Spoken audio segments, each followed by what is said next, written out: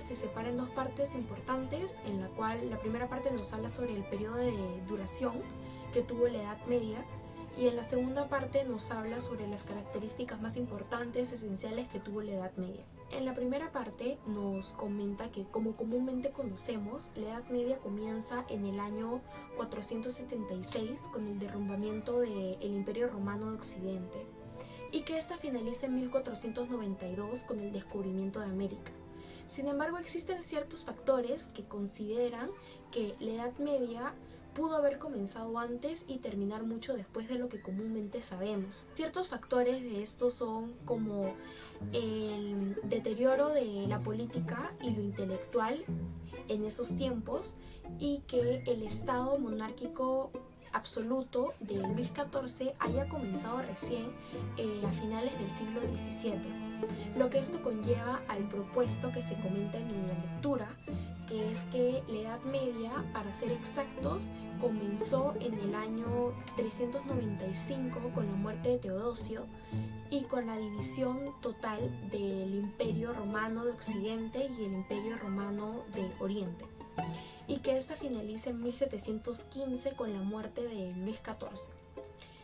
Pero teniendo en cuenta todos estos datos, si es que consideramos que el propuesto es verdad o lo que comúnmente sabemos es lo verídico, realmente no se puede tener una fecha exacta en la cual la Edad Media comienza, ya que existe una escasez de conocimientos y de los hechos históricos que pasaron en ese entonces.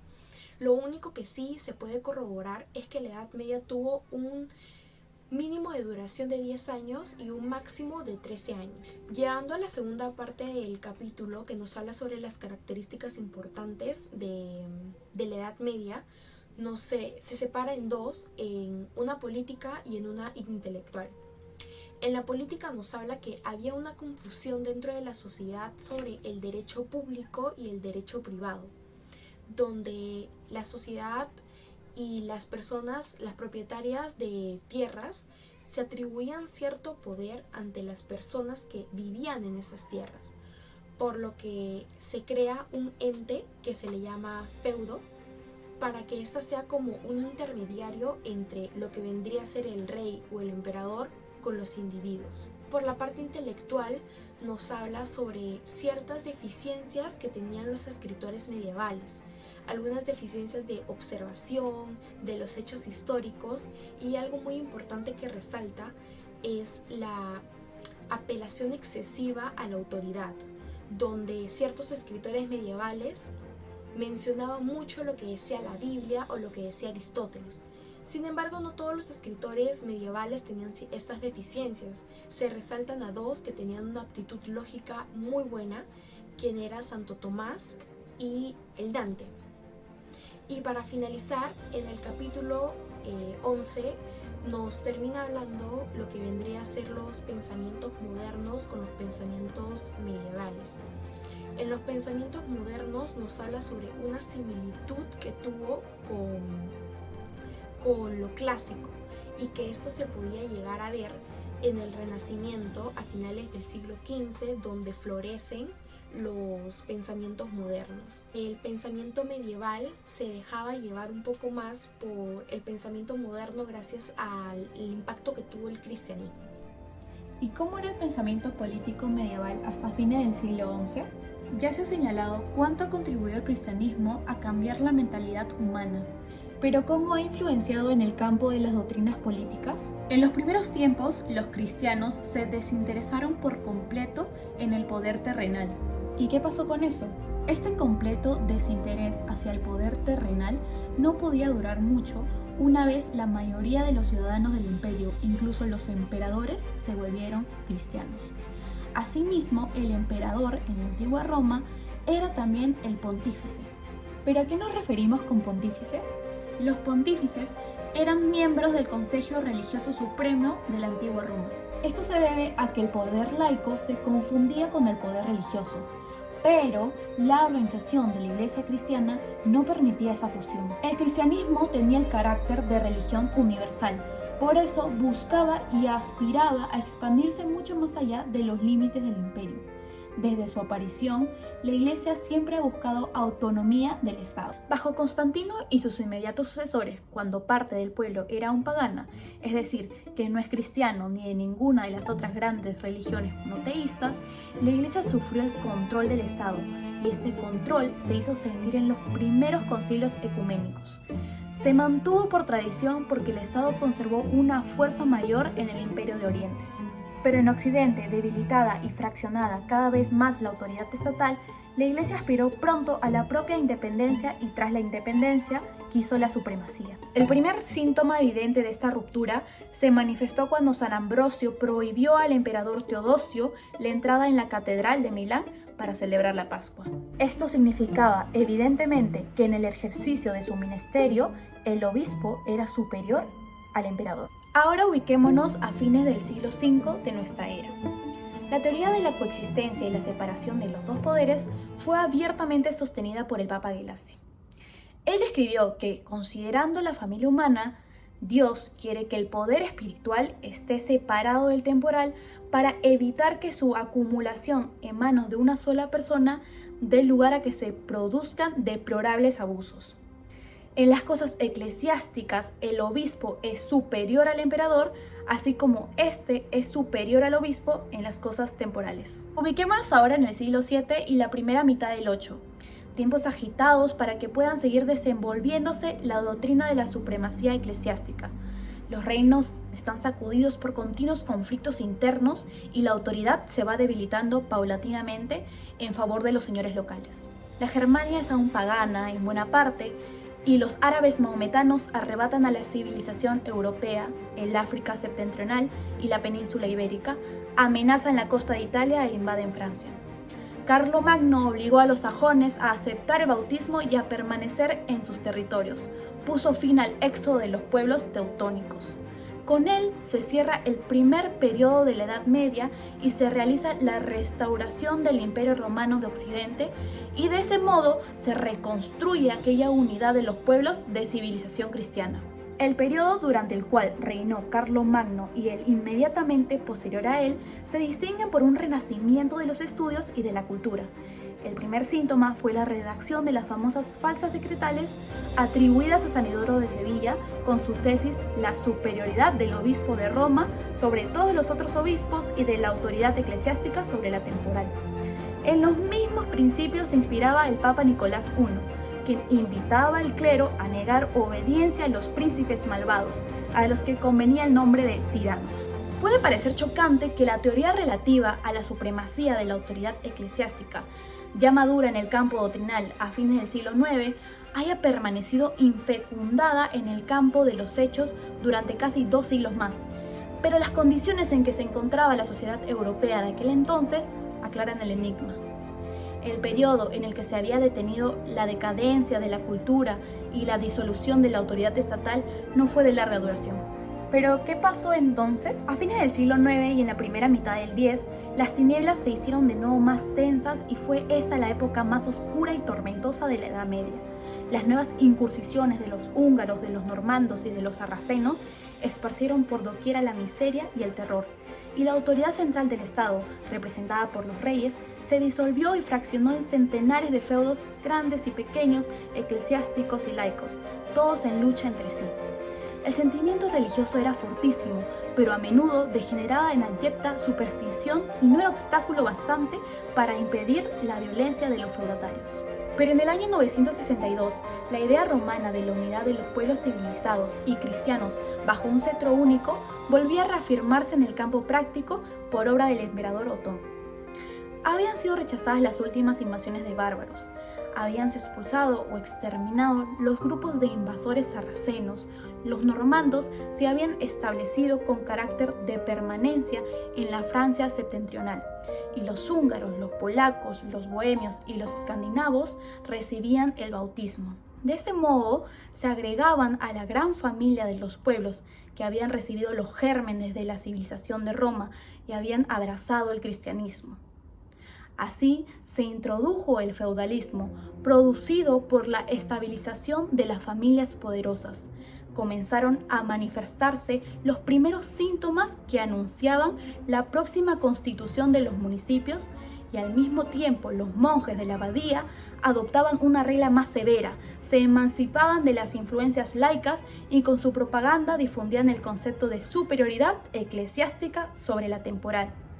Ahora bien, la independencia de la Iglesia fue alcanzada. Gregorio VII, favorecido por las circunstancias, supo inducir a sus inmediatos sucesores conferir el clero de Roma, la elección del sumo pontífice, pero, pese a ello, la lucha entre el papado y el imperio seguía. Comenzamos partiendo del siglo XII, donde hubo avances en la cultura respecto al pasado. Se mantuvo una lucha, tanto en los hechos como en los escritos, sobre si la autoridad de la Iglesia era superior a la temporal o si ambas debían ser independientes consideradas como voluntad divina. Los municipios, especialmente en Italia, apoyaron al Papa en su enfrentamiento contra la dinastía de los Staufer durante ese siglo y el siguiente. En este debate intelectual, los canonistas, que eran expertos en derecho canónico, defendían la autoridad del Papa, mientras que los romanistas, expertos en derecho romano, apoyaban al emperador. Es por eso que los juristas de la Universidad de Bolonia, que su especialidad era el derecho romano, apoyaban la autoridad del emperador, considerándolo como legítimo sucesor de los antiguos césares y dueño de la soberanía completa. A finales del siglo XII, el Papa Inocencio III afirmaba claramente la supremacía papal sobre todos los poderes temporales en cartas dirigidas al duque de Carintia y a los obispos franceses.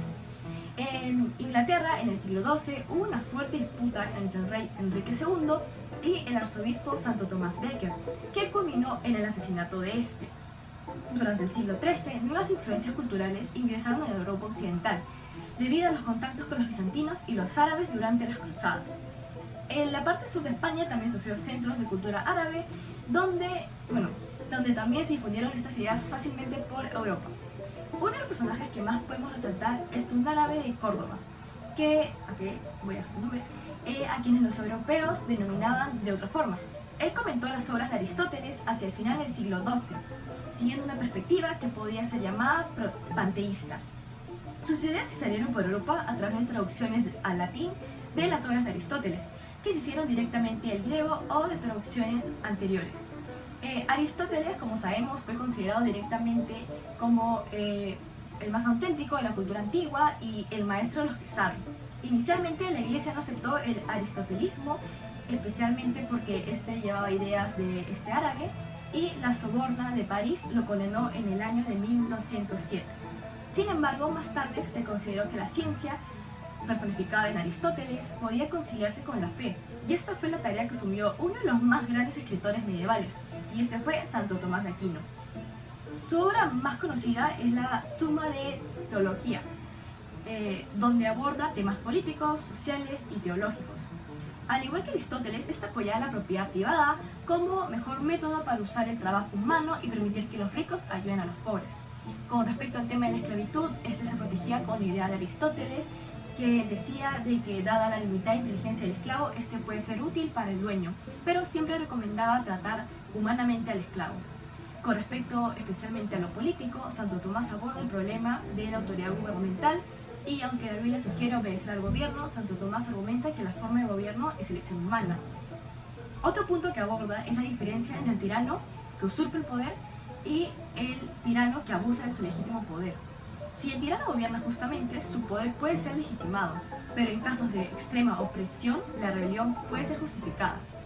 Se debate si Santo Tomás justifica el tiranicidio, ya que su comentario a las sentencias menciona un pasaje de Cicerón, que elogia a quien mata a un tirano, aunque este no expresa explícitamente su propia opinión al respecto.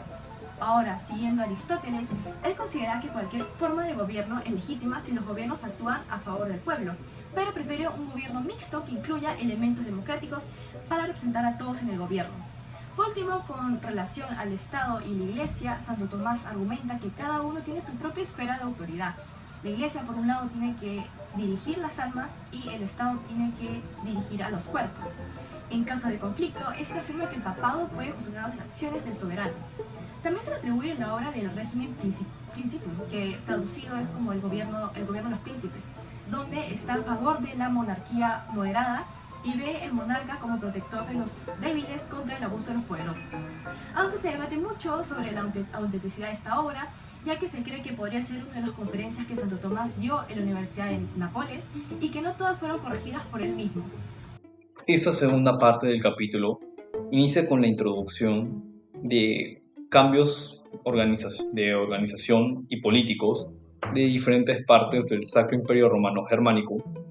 Esto, más que todo, gracias a la muerte del emperador Francisco II de Suabia. La muerte de este emperador causó grandes problemas políticos y organizativos en el imperio, lo cual fue llamado el periodo del Gran Interregno. Este periodo de agitación política, que duró de 1254 a 1274 o 73, causó diferentes problemas económicos o problemas administrativos en el imperio, la cual fue caracterizada por la corta duración de diferentes emperadores del Sacro Imperio, gracias a la falta de organización antes mencionada. También hay que aclarar que durante este periodo de tiempo hubo un cierto incremento de poder de los señores feudales a nivel general en toda Europa, lo que causó que, por ejemplo, en Francia y en los territorios del Sacro Imperio Romano Germánico, estos tomaran mucha importancia en lo que eran las ciudades y en la organización de estas.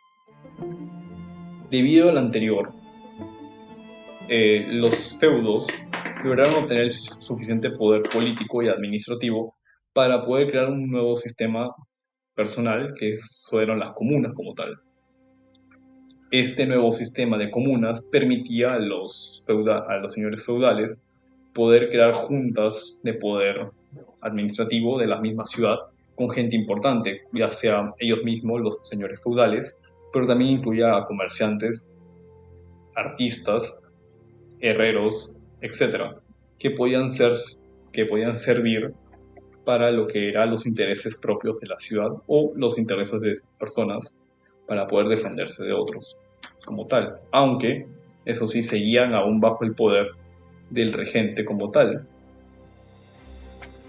También este tipo de organización se puede explicar por parte de Etidio Romano y su obra de Regimen Principium, el cual más que todo está enfocado a lo que era el poder del rey y la iglesia, pero también se compara el orden de la Edad Media como tal, las ciudades y los castillos, con la etapa de las polis y la etapa helénica.